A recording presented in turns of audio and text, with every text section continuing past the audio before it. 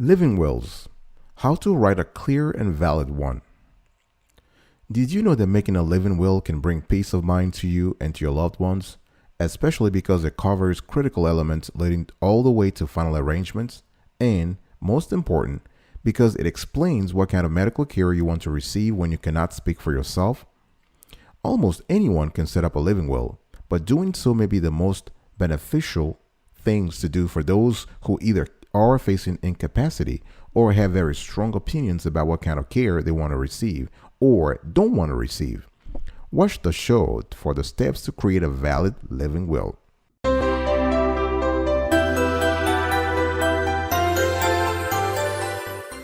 Welcome back, folks, to another edition of Sweetie Kiwi. How are you doing today? I hope you are doing fantastic. I'm doing terrific. If you are doing as great as I am, go grab a cup of coffee or tea or vodka and let's roll. Today I want to talk to you about living wills, how to write a clear and valid one. Let's first define a living will.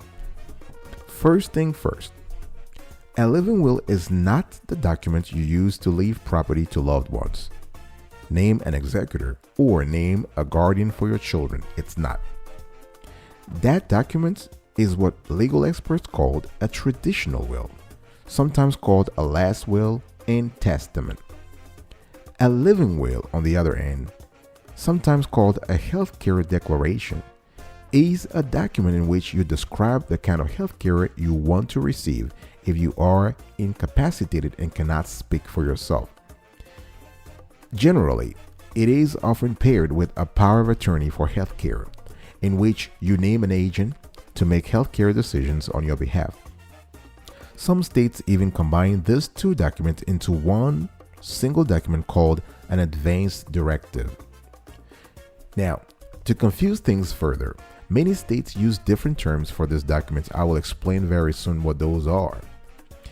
We have a chart I wanted to show you so you can really understand what those terms means.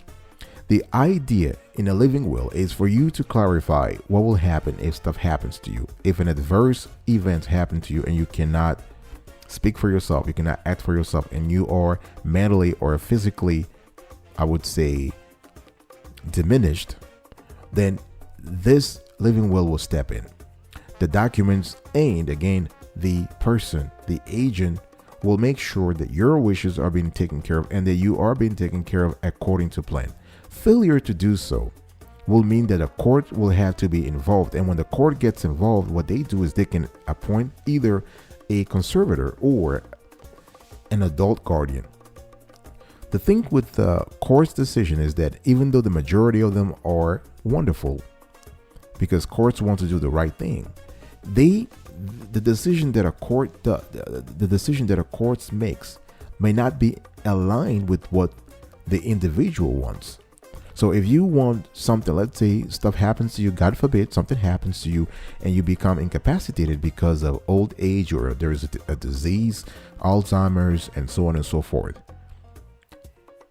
If you don't have a living will, if you don't have a clear document that delineates the kind of treatment you want, you don't have a document that actually names an agent you trust, a hand-picked person, the court might assign someone to you that you don't like. So it is important in that case to plan things in advance and find the right document and draft the right documents for yourself. Of course, you don't have to draft this yourself. You can reach out to an attorney, to a legal expert. There are templates on the internet that you can choose. Also, there is software you can use to draft the documents and fill in the blanks so that you have something that fits your personal situation.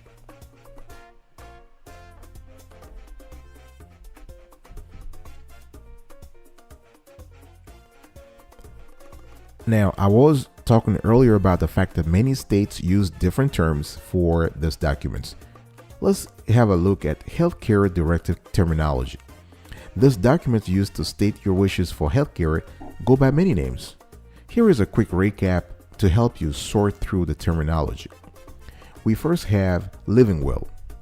A living will is also called a healthcare declaration, a directive to physicians, a healthcare directive, or a medical directive. So when you hear all those terms and living will, They are synonymous, they are interchangeable. What this means: a living will is a legal document in which you state your wishes about life support and other kinds of medical treatments. The document takes effect if you cannot communicate your own healthcare wishes. Next, we have something called durable power of attorney for healthcare. This is also called medical power of attorney, a power of attorney for healthcare, a designation of surrogate, a patient advocate designation. All this mean the same. And what is this? A durable power of attorney for healthcare is a legal document in which you give another person permission to make medical decisions for you if you are unable to make those decisions yourself.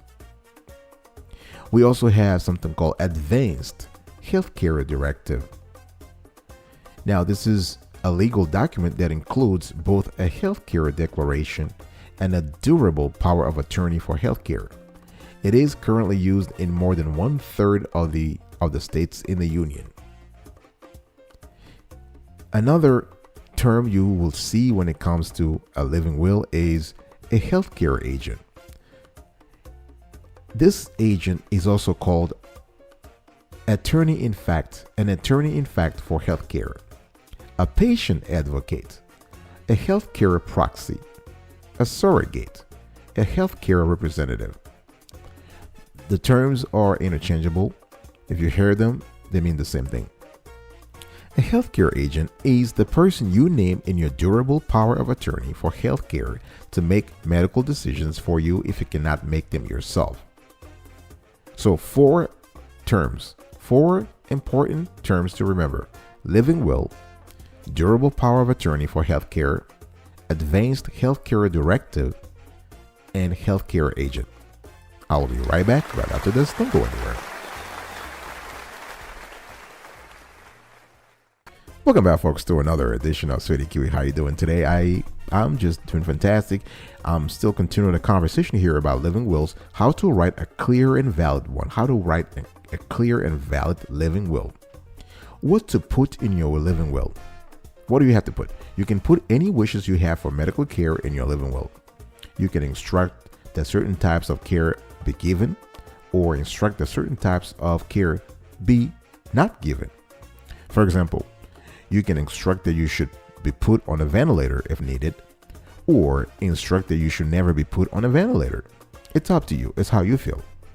These preferences, though, take on no importance because we are currently in a pandemic, and unfortunately, some patients with dire cases of coronavirus require a ventilator to get enough oxygen.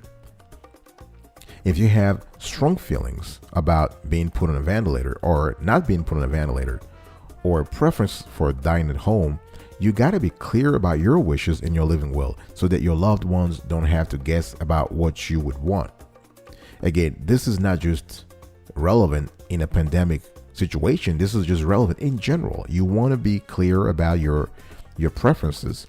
Your state's form will request your input about various types of care, including life-prolonging medical care, food and water, and palliative care. So most states will have forms, living will form, and you want to specify that. What is life-prolonging medical care? This treatment include blood transfusions, CPR, diagnostics test, dialysis, administration of drugs, the use of a respirator, and surgery. Food and water. Some permanently unconscious patients can live for a very long time if given intravenous food and water. Some people want this, some don't. So you have to be clear as to what you want. Also, when it comes to palliative care, this is care given to reduce pain when one chooses to forego life-prolonging treatments. Deciding what kind of care you want is not easy. It's just a personal thing. It's just a personal decision. Most people find themselves considering not only their own preferences, but also how their choices will affect their loved ones. And sometimes there is no easy or obvious choice. Think about it. For example, it may be very hard and stressful for your child to learn that you don't want to be given food or water if you become permanently unconscious. He or she may prefer to extend your life as long as possible, because here we have the emotional element here in the equation. So even though you have a preference, you have a desire, that desire there might be some dichotomy, some contradiction between that desire that you have established, that you have expressed, with the desires of your loved ones.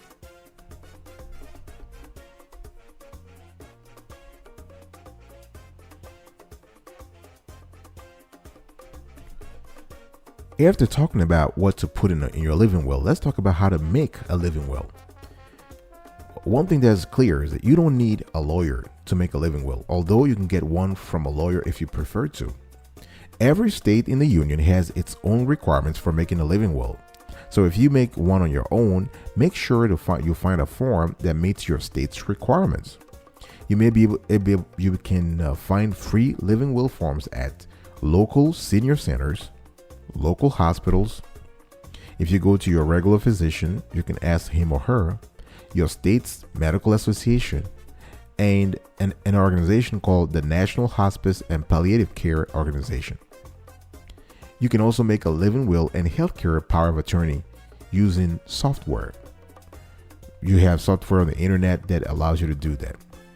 After you make your documents, make sure you sign it and have it witnessed or notarized, or both. The requirements for making your living will legal depends on your state's law. So you want to reach out to your state's authorities and clarify things. Another thing you want to think about is drafting other medical orders, such as DNR, do not resuscitate order, if you don't want CPR to prolong your life.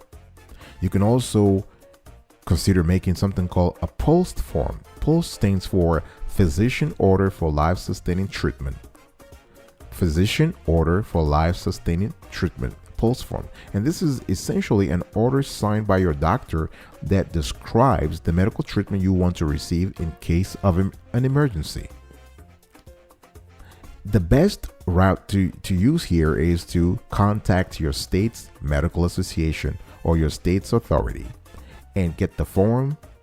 Ask them about the DNR, that do not resuscitate order, and also the POST form, the physician order for life sustaining treatment. So you are sure that every form that you have, everything you have on file, complies with state regulations. Because the last thing you want is that, God forbid, disaster strikes, you are in a difficult situation, and the forms that you have signed, the forms that you have on file, do not match what authorities in your state want.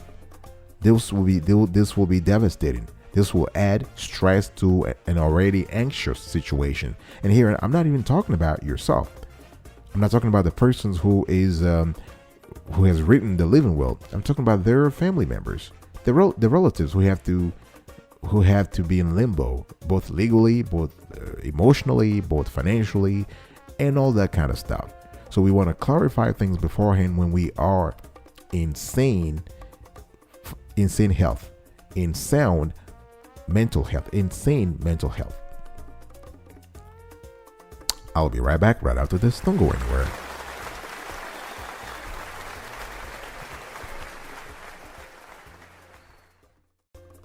Welcome back, folks, to another edition of Sweetie Kiwi. I hope you are doing fantastic and still enjoying this conversation about living wills, and I'm telling you how to write a clear and valid living will.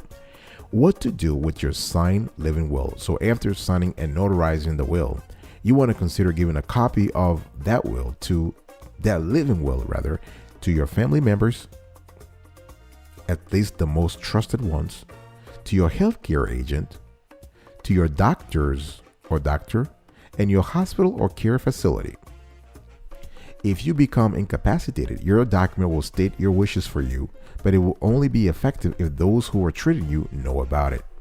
So although you may be reluctant to bring up these issues with your loved ones and healthcare professionals, it is always advisable that they know about your wishes in advance and about your living will, where it is, what's in it. All right, folks, this is the end of today's conversation. I'm very happy to have had this conversation with you. And I want to give you a quick recap here. I defined a living will for you.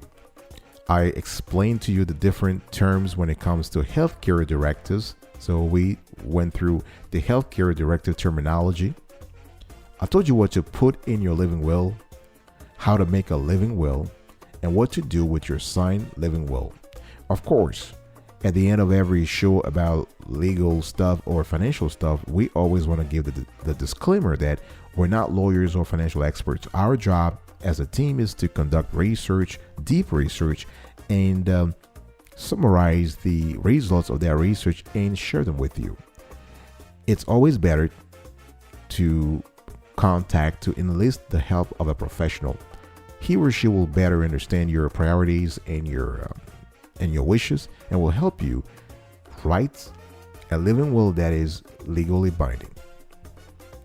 Thank you so much for listening to this conversation. I really appreciate it. I will see you next time. But until then, remember, stay healthy and marvelous.